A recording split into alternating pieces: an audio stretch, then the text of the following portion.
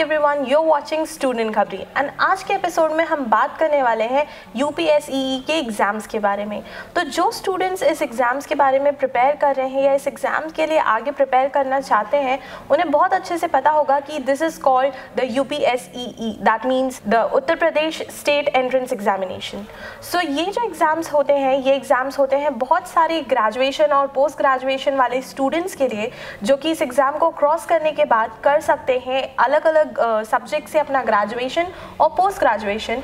क्योंकि ये जो एग्ज़ाम होता है ये बहुत सारे कॉलेजेस से एफिलेटेड होता है एंड उत्तर प्रदेश के, यानी जो हम नाम से ही जानते हैं कि एक स्टेट एंट्रेंस एग्जामिनेशन है, दैट मीन्स उत्तर प्रदेश के जितने भी कॉलेजेस होंगे उसमें एंट्रेंस के लिए ये एग्ज़ाम को आप यूज़ कर सकते हैं।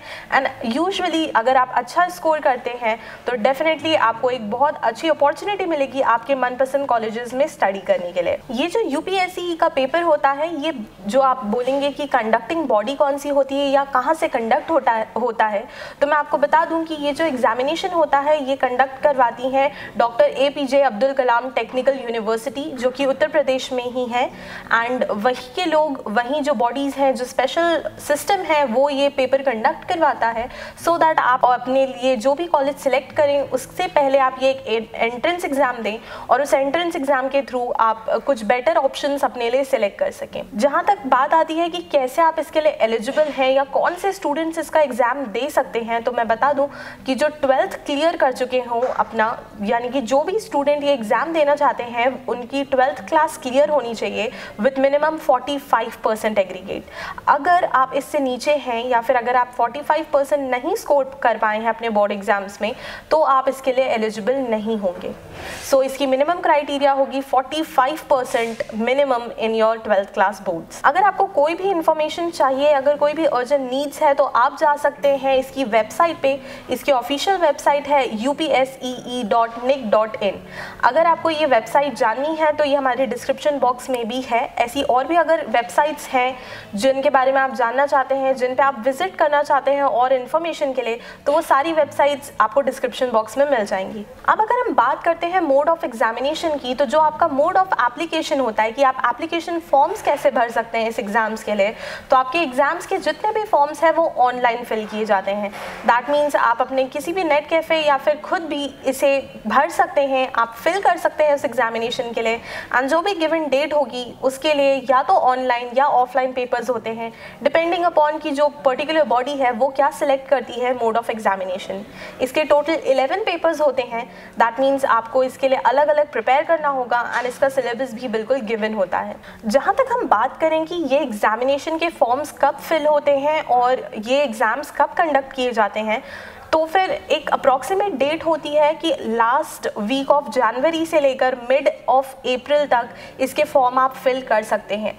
जितने भी एस्पायरिंग कैंडिडेट्स हैं या जितने भी स्टूडेंट्स हैं जो यूपीएससी का एग्ज़ाम देना चाहते हैं, वो करीबन लास्ट ऑफ जनवरी से लेकर मिड अप्रैल तक इसके एग्ज़ाम फॉर्म्स फिल कर देते हैं। एंड मैं आपको बता दूं कि 2019 के जो स्ट्रक्चर्स हैं, जो हमारे पास डेटा हैं, उस हिसाब से 21 जनवरी से लेकर 15 अप्रैल तक इसके फॉर्म आप फिल कर सकते हैं।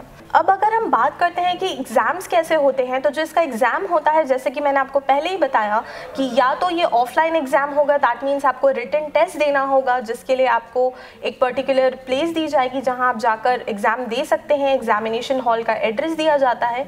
या फिर एक ये ऑनलाइन एग्ज़ाम होता है जिसमें आप अपने कंफर्ट जोन में खुद सेलेक्ट करके एग्ज़ाम दे सकते हैं। एंड ये ऑफलाइन ऑनलाइन मोड जो होता है, ये जो है, जो सिलेक्टिंग बॉडी है, जो एसोसिएट बॉडी है, वो सिलेक्ट करते हैं कि आपका कौन सा पेपर ऑनलाइन है, कौन सा पेपर ऑफलाइन है। एंड आपको ये सारी डिटेल्स उनकी वेबसाइट पे बिल्कुल क्लियर मिल जाती है। अगर हम बात करते हैं इन डेप्थ एग्जामिनेशन की, तो जो एग्जामिनेशन है वो 150 क्वेश्चंस यानी 150 क्वेश्चंस का होता है। एंड इसमें जो मैक्सिमम मार्क्स होते हैं वो 600 होते हैं। दैट मीन्स जो आपके मैक्सिमम स्कोरिंग मार्क्स होंगे वो 600 होंगे। एंड आपको ये 3 आवर्स में कंप्लीट करना होता है पूरा क्वेश्चन पेपर। यूजुअली ये जो क्वेश्चन पेपर है ये 3 to 4 सेक्शंस में डिवाइडेड होता है। सो कोई भी स्टूडेंट इसको सब्जेक्ट वाइज या अपनी एलिजिबिलिटी के हिसाब से सिलेक्ट कर सकता है कि उन्हें कौन से सेक्शंस और किस तरीके से करने हैं ड्यूरिंग द प्रिपरेशंस। जब हम फीस की बात करते हैं तो फीस एक बहुत ही इंपॉर्टेंट फैक्टर होता है एंड सब जानना चाह रहे होंगे कि फीस इसकी जो है, जो एप्लीकेशन फीस है वो कैसी है या कितनी है। सो मैं बता दूं, जितने भी OBCs एंड जनरल कैटेगरी के स्टूडेंट्स हैं या कैंडिडेट्स हैं and specially male candidates and जितने थर्ड जेंडर कैंडिडेट्स हैं उनकी होगी 1300 फीस। जितनी भी फीमेल कैंडिडेट्स हैं एंड जितने भी लोग ST एंड SC कैटेगरी के हैं उनके लिए ये फ़ीस होती है 650 रुपीज़। दैट मीन्स ये आपकी कास्ट कैटेगरी प्लस आपके जेंडर पे डिपेंड करता है कि आपकी फ़ीस कितनी होगी एंड ये सबके लिए डिफरेंट होती है। सो बेसिकली अगर आपको इसमें और इन डेप्थ जानना हो तो हमारे साथ बने रहिए ऑन सेम चैनल स्टूडेंट खबरी। हम इसकी और भी इंफॉर्मेशन आपको प्रोवाइड ज़रूर करवाएंगे एंड ऐसे कोई भी क्वेश्चंस हो या डाउट्स हो तो आप प्लीज़ कॉमेंट सेक्शन में जरूर पूछिए, हम उसका जल्द से जल्द रिप्लाई करेंगे। Until then, you can just like this video, share with all your friends, subscribe to the channel and hit the notification bell.